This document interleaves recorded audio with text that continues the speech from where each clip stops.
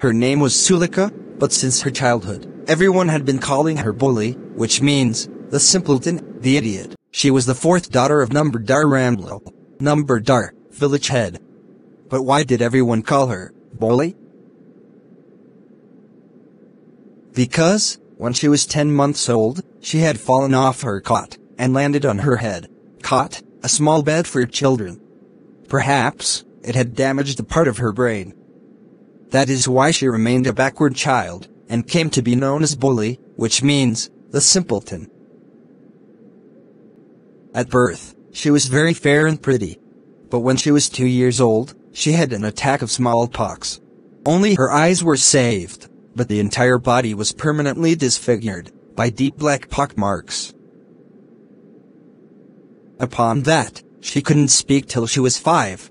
And at last when she learned to speak, she stammered. Stammer, make stops and repetitions in speaking. The other children often made fun of her. As a result, she talked very little. She was dumb. She had pock marks. And she stammered. So, from her childhood, she was neglected at home.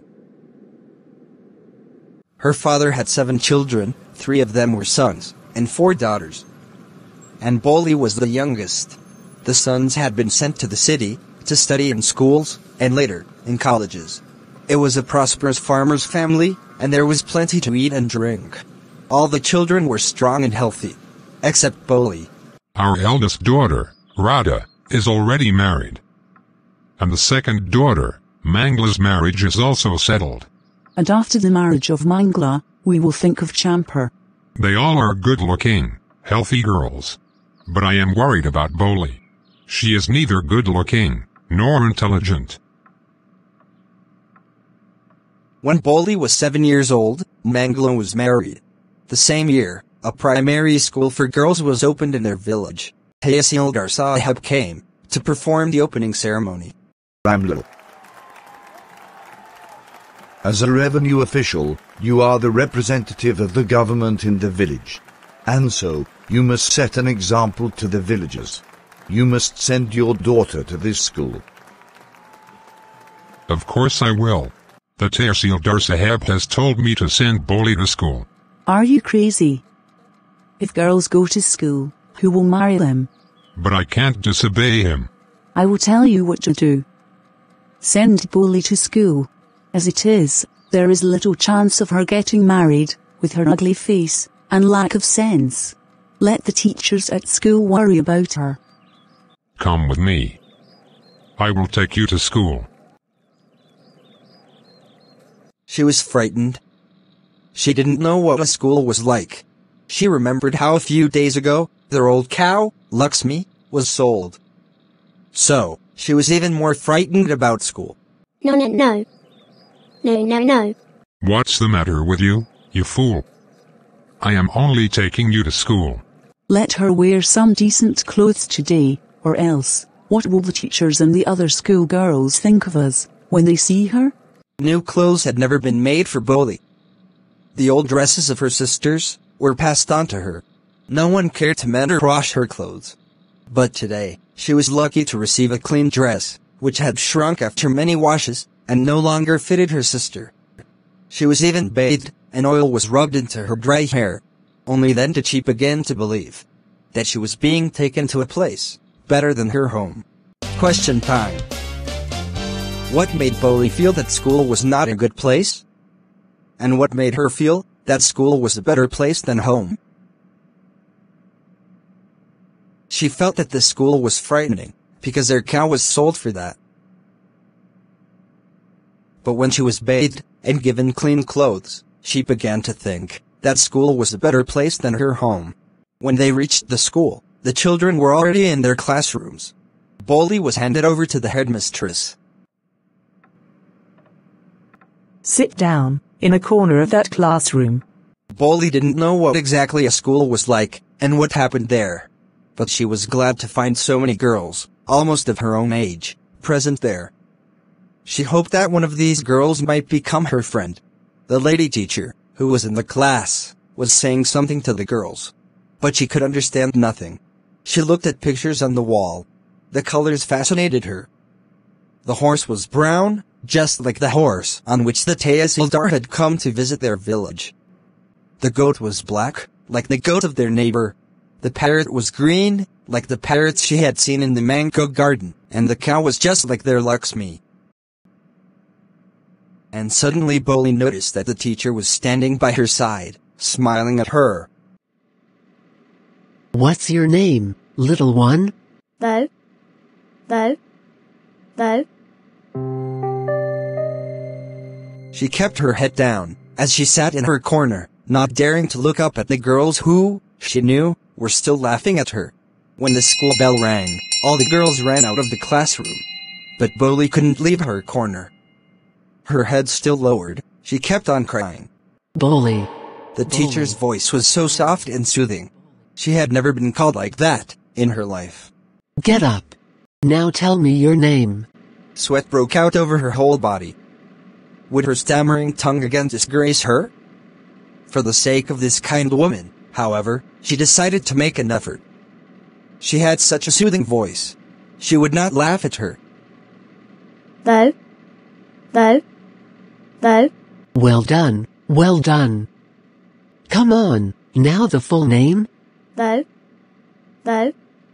Boli. Well done. Put the fear out of your heart, and you will be able to speak like everyone else. Yes, yes, it will be very easy. You just come to school every day. Will you come? No. Say it aloud.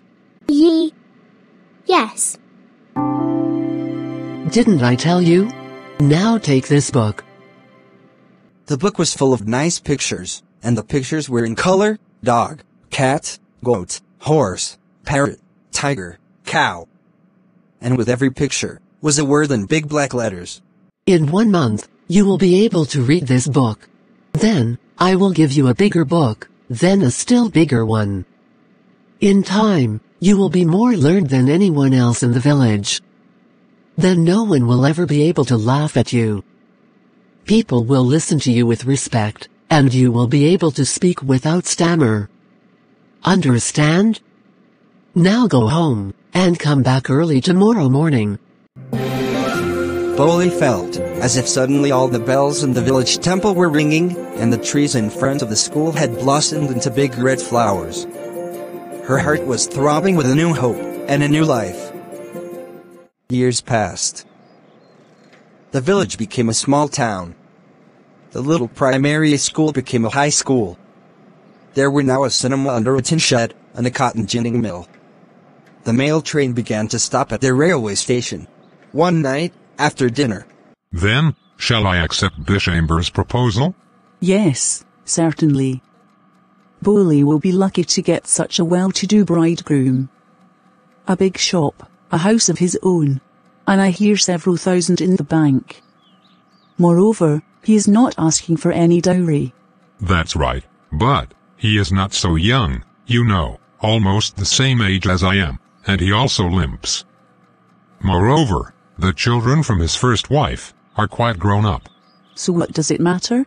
45 or 50, it is no great age for a man. We are lucky that he is from another village, and does not know about her pockmarks, and her lack of sense. If we don't accept this proposal, she may remain unmarried all her life. Yes, but I wonder what Boli will say. What will that witless one say? She is like a dumb cow. Maybe you are right. In the other corner of the courtyard, Boli lay awake on her cot, listening to her parents' conversation. Bishambernath was a well-to-do grocer. He came with a big party of friends and relations with him for the wedding. A band playing a popular tune from an Indian film headed the procession, with Bishamber riding a decorated horse. I had never dreamt that my fourth daughter's wedding will have such pomp and splendor. Bring the bride. Boli, wearing a red silken bridal dress, with veil on her face, was led near the sacred fire. Veil, a piece of sari that hides woman's face. Garland the bride. Bishamber lifted the garland of yellow marigolds. A woman slipped back the silken veil from the bride's face. Bishamber took a quick glance at her face. Have you seen her? She has pock marks on her face. So what?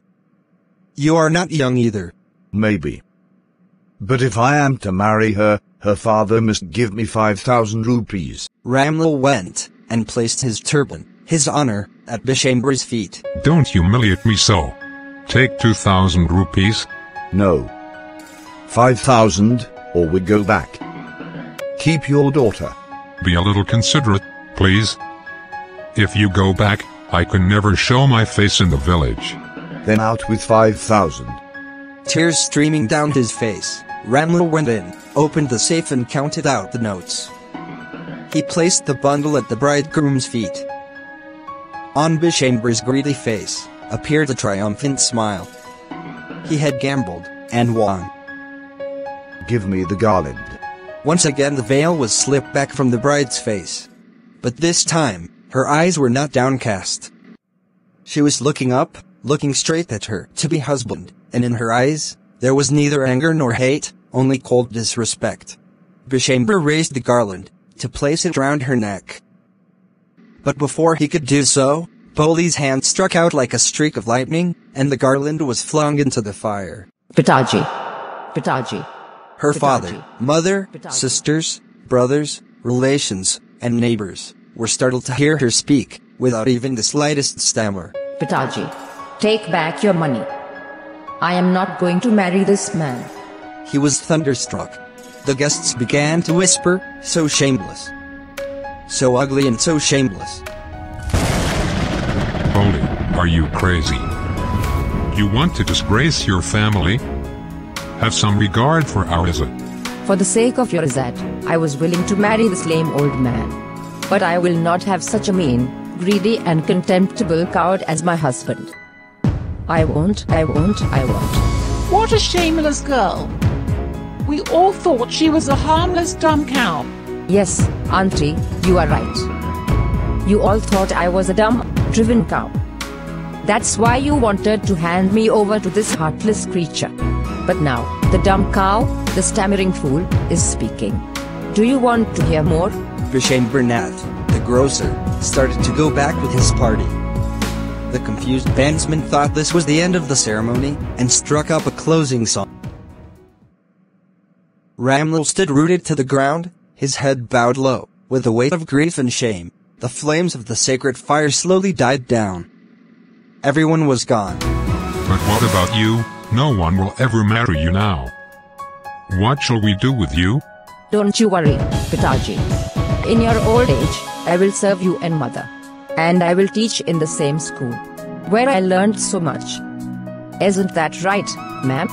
Her teacher had, all along, stood in a corner, watching the drama. Yes, Boli, of course. And in her smiling eyes was the light of a deep satisfaction that an artist feels when observing the completion of her masterpiece. Sulika's teacher, being polite and friendly, encouraged her and transformed her into a confident and educated person. At that point, she became Sulika. She was no longer Boli. Because she was no longer coward, dumb, and simpleton. This story shows how education can change lives. It shows us that every child deserves a chance to learn and grow, regardless of their background.